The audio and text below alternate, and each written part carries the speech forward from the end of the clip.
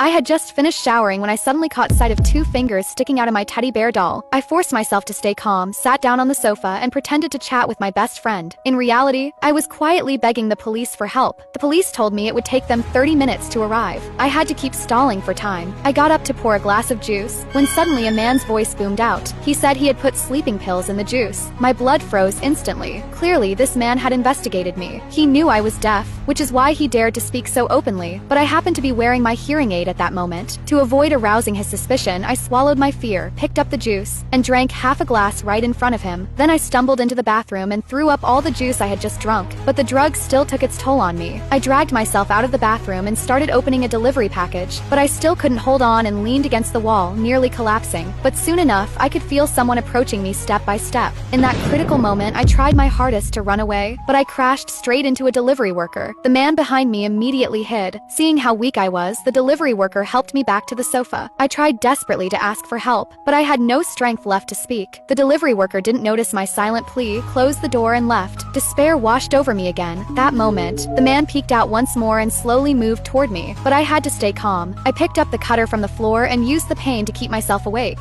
Seeing that I still hadn't collapsed, the man chose to wait a little longer. I slowly stood up, rushed back to my room to bandage my wound, then opened the window to look for a way out. Unexpectedly, the man suddenly started banging on the door furiously. In that desperate moment, I used the cutter to slash the bedsheet and turned it into a makeshift rope, preparing to escape through the window. But then the banging suddenly stopped. I thought the man had given up, but the next second, he smashed a huge hole in the door. I was terrified, so I immediately tied the rope around myself and prepared to escape. Just as I was about to leave, a hand suddenly grabbed my ankle. The man had an accomplice. I kicked him away with all my strength, climbed out the window, stood on the windowsill, and slowly moved toward my neighbor's house. Finally, I safely climbed into my neighbor's study. I tried to send a message to my boyfriend, but there was no reply. So I tried to escape, but as soon as I opened the door, the kidnappers were waiting right outside.